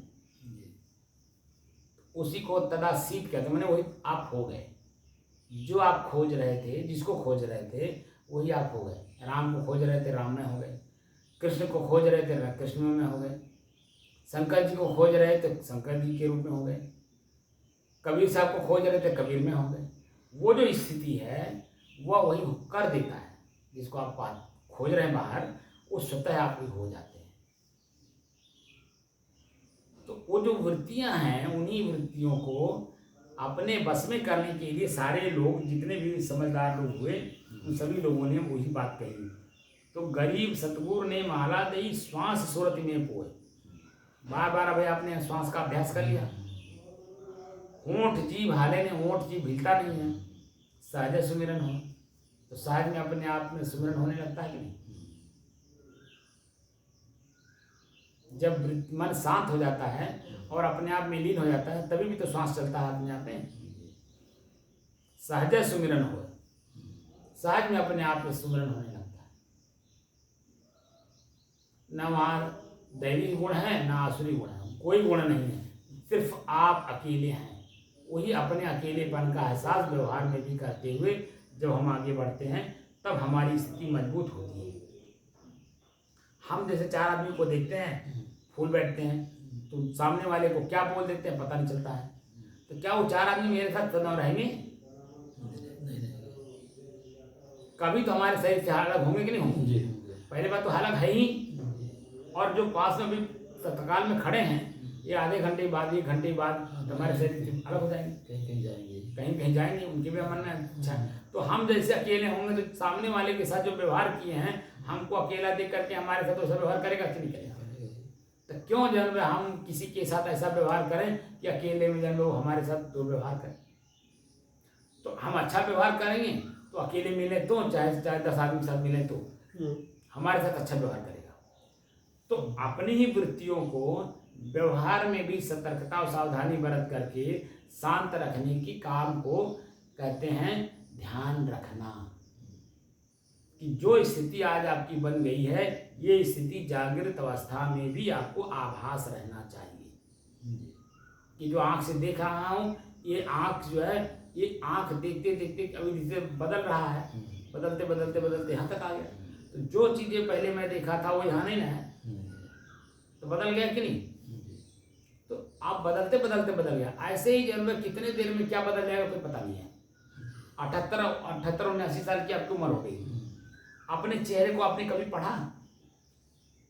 5 साल का अगर फोटो रखे हों वहां से लेकर के और अब तक अपने चेहरे को जरा पढ़िए। तो आज का चेहरा सामने शीशे से दिख रहा है और पीछे का चेहरा फोटो में दिख रहा है। तो अपने आप को पढ़िए कि मेरे चेहरे में कितना बदलाव आ गया। लेकिन मैं तो वही हूँ। चेहरे में बदलाव आया, लेकिन मैं जो इस चेहरे का उपभोक्ता हूँ वो तो मैं वही हूँ।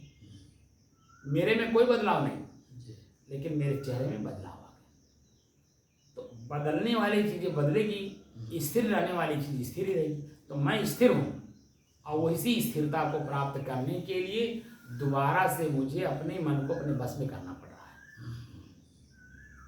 बस समझ रहे? तो क्या करना है, अपनी श्वास को अपने से अलग होकर देखने का अभ्यास जितना पूरा हो, और कैसे कैसे क्या क्या मिल रहा है ये चीज़ें एकदम लगातार, तो उसमें आपका भूख, प्यास, नींद, ये तीनों चीज़ें एक सिधाई में आ जाएंगी, तब एकदम मस्ती आ जाएगी। भूख भी अपने बस में, प्यास भी अपने बस में, और नींद तो अपने बस में हो जाएगी।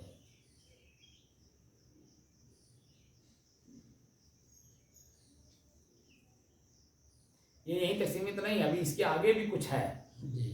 तो जब आगे कुछ है, जब जानने रहेंगे तो इस चीज को फिर तुरंत वहीं भोगने नहीं लगेगी।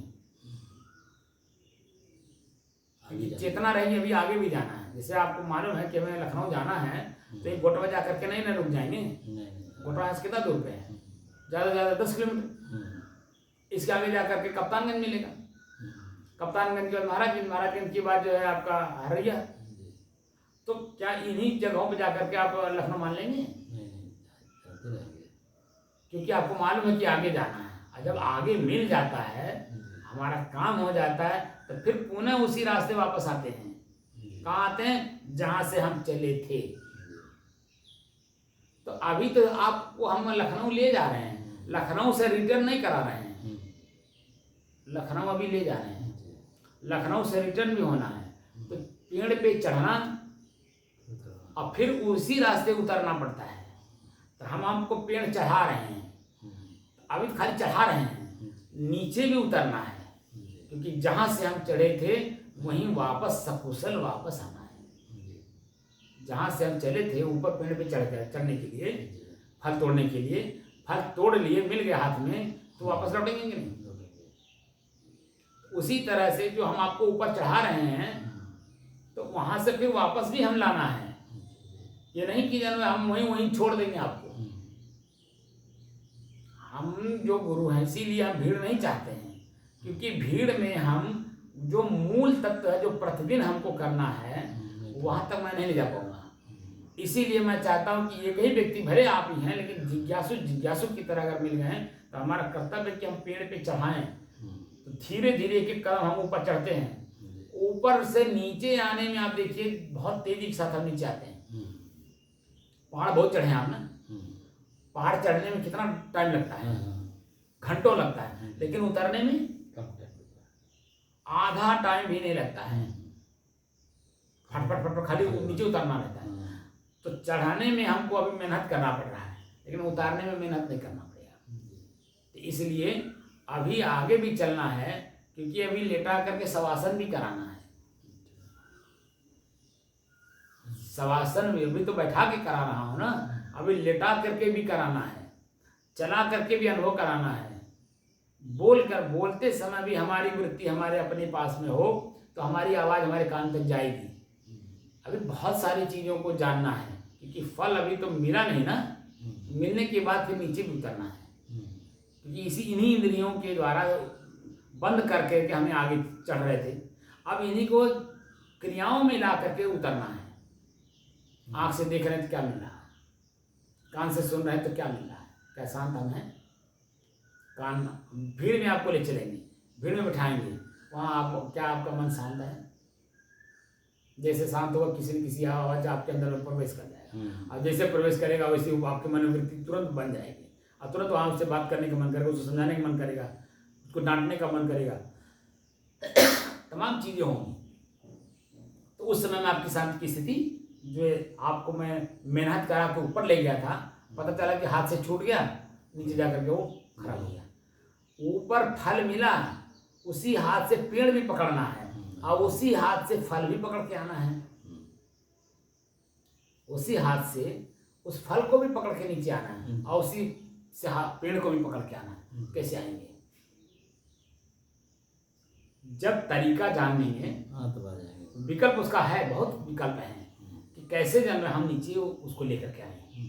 तो जब वो नीचे लाने की तरीका जान जाएंगे, तो पेड़ को भी पकड़े रहेंगे, धीरे धीरे उतर जाएंगे, और फल भी सुरक्षित आपके साथ चला आएगा। यानी मृत्यु के पहले तक हमें पेड़ पे भी चढ़ना है, अब पेड़ से नीचे भी उतरना है, और हमारा जो फल है ऊपर पेड़ पे उसको पानी के लिए चढ़ रहे हैं, उसको ले करके नीचे सुरक्षित ले आना है। यानी मरने के पहले तक जहाँ हम थे वहीं लौट करके आना है।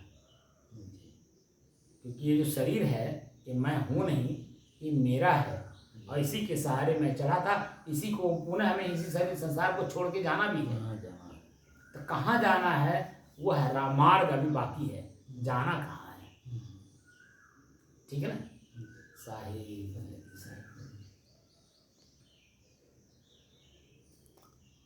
कुछ बात समझ में आई? अभी थोड़ा तो आपने सुना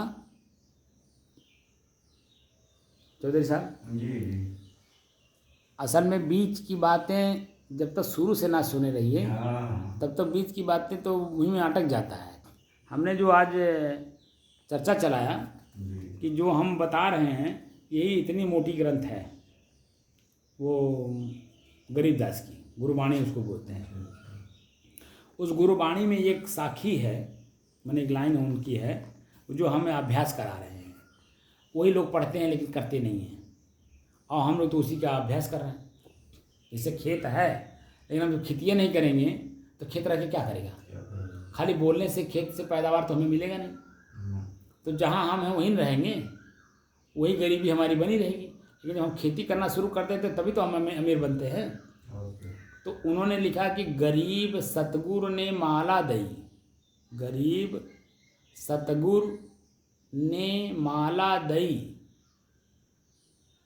गरीब सतगुरु ने माला दई, श्वास सुरति में पोय, श्वास सुरति में पोय, सुरति तब छोटी मात्रा, सुरति में पोय पूर्ण विराम, होंठ जीभ हाले नहीं, हाले मैंने चले नहीं, होंठ जीभ हाले नहीं, वहाँ होंठ और जीभ दोनों नहीं चलते। होंठ जीभ हाले नहीं, सहजय सुमिरन होए, सहजय जब पर एक मात्रा, सहजय सुमिरन होए, ये वाक्य है ना गरीबदास की। तो गरीबदास जी अपने आप को कबीर साहब का शिष्य मानते हैं, और कबीर साहब शरीर छोड़ के जा चुके थे और उनको कबीर साहब दर्शन दिए थे। तो जो वृत्तियां हम जिस तरह से बनाते हैं हमें वैसी रूप में आप दिखाई देने लगते हैं, क्योंकि हमारा मन वैसे बन गया है। मैं आपको उसी रूप में देख रहा हूँ, तो उसी को बोलते बीरा है।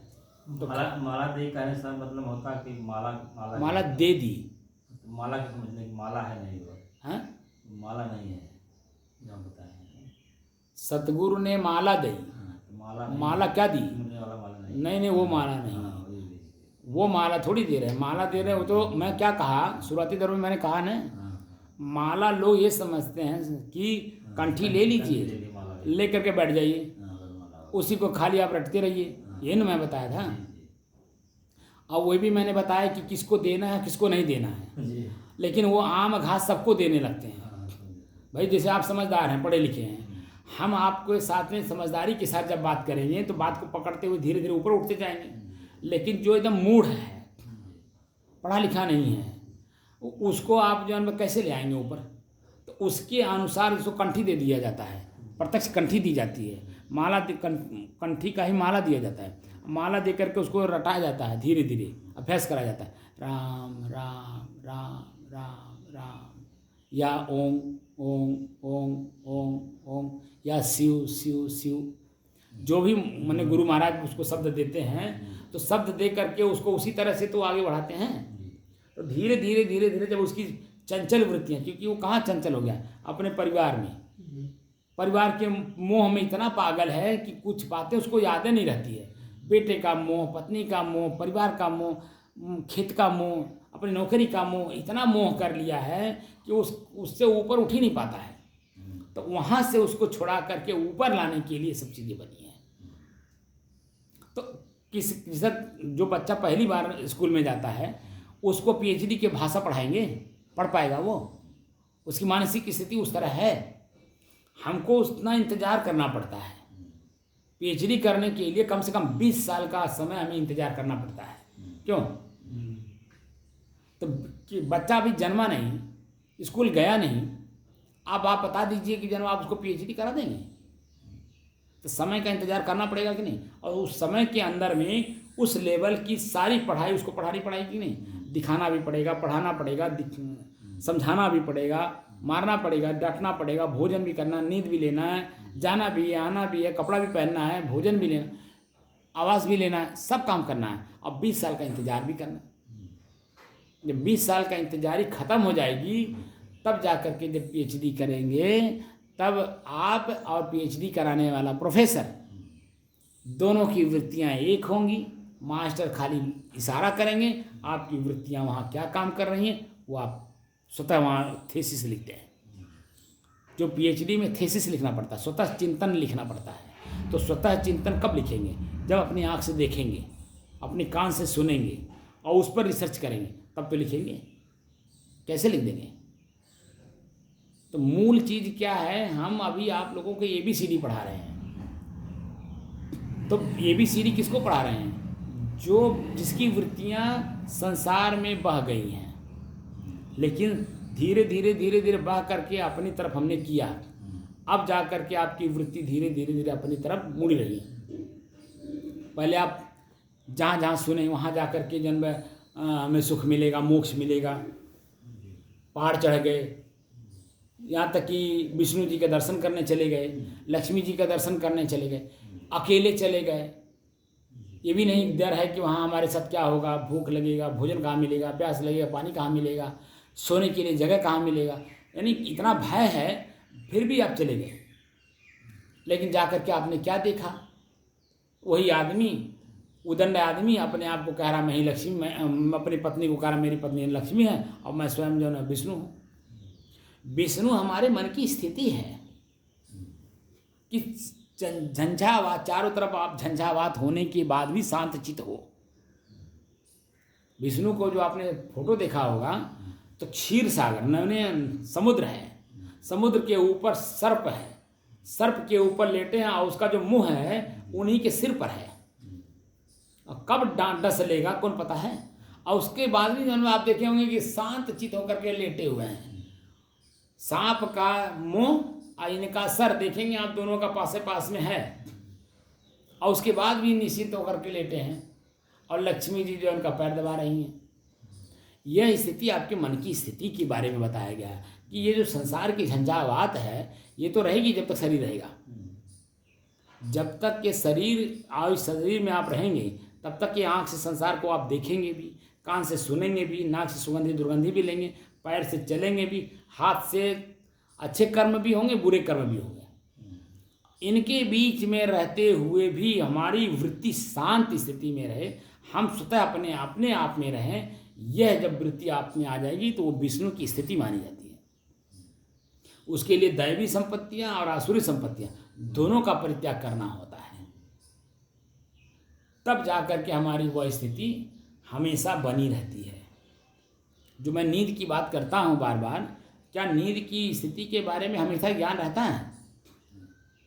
अगर नींद को पढ़ लिया जाए वास्तव में तो आप व्यवहार करते समय हमेशा जन्म सावधानी बरतेंगे। क्योंकि जैसे गलती किए रहते हैं आपको नींद आने नहीं देता, वही गलती नींद नहीं आने देता। जो कि वो न समय है, ना वो व्यक्ति है, ना वो गलती हो रहा है। तो तीनों चीज़ें नहीं हैं। जो हो गया सो हो गया, लेकिन रात में आपको नींद नहीं आती क्योंकि वही बार बार ख्याल में आता है ये गलती हो गई। और वही जब अगर व्यवहार करते समय में अगर ध्यान में रहे तो काहे गलती हो। तो इसीलिए हम जो काम करते हैं काम को काम की तरह करते ही नहीं हैं। इसीलिए मैं श्वास को पढ़ाने का मतलब यही है कि जिस काम को करिए, जिस समय में करिए, वो आपका मन वहीं रहना चाहिए। तो उसमें कमी बेसी, शांति अशांति सब मालूम होने लगता है। तो हम उसको सुधार करके करते हैं तो उसका परिणाम जो आता है उसके बाद हमारा मन उस पर बार बार नहीं जाता है। जो काम संपन्न कर लेते हैं क्या मन बार बार उस पर जाता है? खत्म हो जाता है। तो वही तो मैं चाहता हूँ कि निश्चिंत, निष्फिक्र और निर्भय काम करते समय जब देख के करेंगे तो लास्ट में उसका जो फल मिलेगा, पहली बात तो निश्चिंतता मिलेगी, काम हो गया। निष्फिक्रता मिलेगी, कोई फिक्र नहीं, कोई चिंता नहीं है। और निर्द्वंद्वता मिलेगी। अब मन में कोई द्वंद्व नहीं है, बार बार उस पर जाएगा नहीं मन। लेकिन जब तक वो काम हो नहीं जाता है तब तक बार बार हम उसके बारे में सोचते हैं कि नहीं, उसी के बारे में बोलते हैं कि नहीं, और उसी काम को करवाने के लिए अन्य लोगों से भी प्रेरित करते हैं कि नहीं, करते हैं कि नहीं करते हैं। लेकिन जब काम हो जाता है तब ना स्वयं करते हैं, ना बोलते हैं, और ना किसी से करवाते हैं। तो वही बात यहाँ है कि निश्चिंतता, निष्फिक्रता, निर्द्वंद्वता, निर्भयता, अंत में जो नींद है उसमें सब कुछ इंक्लूड है, जुड़ा हुआ, हमें जोड़ना नहीं है। लेकिन जब हम नींद में जाते हैं तो देख करके नींद में नहीं जाते। काम पैर से चल रहे हैं तो देख के नहीं चलते, हाथ से कुछ दे रहे हैं तो देख के नहीं दे रहे हैं, तो निश्चित है कि गिरेगा। जब हम आंख में आंख मिला करके हाथ से हाथ को बढ़ा करके देते हैं तो कोई सामान खराब होता है। लेकिन आंख इधर है, हाथ इधर है, अब हाथ में हमने सामान रखा कि नहीं रखा, उसने पकड़ा कि नहीं पकड़ा, और आपने छोड़ दिया तो पता चला नीचे गिर गया। ये स्थिति बनती है। तो इसलिए कोई भी काम, पहले जो व्यवहारिक काम है, व्यवहारिक काम को सुचारू रूप से करने का तरीका आ जाए तब आप जो है रजोगुणी बनेंगे। अभी व्यवहार ही हम सही से कर नहीं पाते हैं, इसलिए तमोगुणी हैं। अब वही व्यवहार जब सही तरीके से करने का तरीका आ जाए तो रजोगुणी हो जाएंगे। आज जब रजोगुणी और तमोगुणी दोनों को जान लिए तब हम सात्विक में आएंगे। तो वहाँ विचार करेंगे हमें क्या करना है, क्या नहीं करना है, और करने के बाद इसमें हमें शांति मिलेगा कि हमारा मन शांत होगा। ये सब चीज़ों को पढ़ने के बाद तब आगे बढ़ेंगे तो सत्वगुणी बनेंगे। लेकिन जब हमें स्वयं अपने आप को प्राप्त करना है तब तीनों को परित्याग करना है। ना पैर से चलेंगे, न रजोगुण होगा, न तमोगुण होगा, न सत्वगुण होगा। ना हम आँख खोल करके देखेंगे, ना कान से कुछ सुनेंगे, ना जीभ से कुछ बोलेंगे। जो सामने मिल गया, अनुकूल है तो, न अनुकूल है तो भी हम ग्रहण कर लेंगे, यानी खा लेंगे। ठीक है ना, हम शांत वृत्ति में रहेंगे। हम क्या समझेंगे, मेरा यही प्रारब्ध है, इसी में हमें संतुष्ट रहना है। तब जा कर के हमारी वृत्तियाँ अपने आप में यथावत रहती। जो बड़े बड़े आपने संतों को देखा होगा, बड़े बड़े संतों को पुराने ज़माने में, आज की 50 साल पहले जो संत थे वो आज नहीं है। उन संतों को जो आपने देखा होगा उनकी वृत्तियाँ उस तरह से थीं। उन्होंने अपने आप को ऐसा बना लिया था, क्योंकि वो 12 साल तपस्या, जो जैसे मैंने बना बाबा की बात करता हूँ ना, आज जगह बाबा लेके, क्योंकि मैंने उनको देखा है, उनकी स्थितियों को देखा है। एकदम मस्त रहते थे, 24 घंटा अपने आप में लीन रहते थे। और उनके जो अनुयायी होते थे, उनके शिष्य होते थे, दूर रहते थे और वही चकवड़ का पाता उबाल उबाल के खाते थे। तो जो तत्काल में अभी गया हुआ संन्यास लिया है, वो चकवड़ का पाता बिना नमक के खा लेगा? अब की बात नहीं कर रहा मैं, उसके मैं उनकी बात कर रहा हूँ, उनकी बात कर रहा हूँ मैं। आज के वर्तमान के वर्णन में नहीं कर रहा हूँ। जीव को हमने बस में करने के बाद जीव को फ्री छोड़ दिया। अच्छा, फ्री आप जैसे गाय है, फ्री छोड़ दीजिए, बड़ा शरीर में नहीं पा दिए, उसकी क्या दशा होगी? वैसे हमारे जीव की है, वैसे हमारे आँख की है, वैसे हमारे कान की है। ये सब हमारे गाय हैं, हम इसको दुहना नहीं जानते, फ्री छोड़ दिए हैं और दूध निकालना चाहते हैं। कैसे होगा? पहले किला में बांधिए इसको, उसको खिलाइए, इसको संतुष्ट करिए, और उसके बाद इसका दोहन करिए। देखिए यही आपके लिए अनुकूल हो जाएंगे कि नहीं जाएंगे, है ना? तो अपने ही शरीर को अपने ही बस में करना है, अपने इंद्रियों को अपने बस में करना है। उसका शुरुआत अपने श्वास से करना है। तो हमारा श्वास कैसे चल रहा है, एक प्रश्न है, कैसे चल रहा है। दूसरा, श्वास में क्या मिल रहा है, तो क्या प्रश्न आ गया। तो उन दोनों को पहले तो ढूंढ लीजिए, कैसे चल रहा है और क्या मिल रहा है। तो फिर उसके आगे का प्रश्न, क्यों मिल रहा है, किस लिए मिल रहा है, ये जो मिल रहा है कितनी देर ठहरेगा। तो सब प्रश्न उसमें लग जाएंगे। तो धीरे धीरे धीरे आपकी वृत्तियाँ उसी में अपने आप में रमने लगेंगी। और जब रमने लगेंगी तो उसी में कमी बेसी समझ करके आगे परिणाम देख करके तब काम करना है नहीं करना है वो उस समय बताएगा। ठीक, अच्छा साहेब,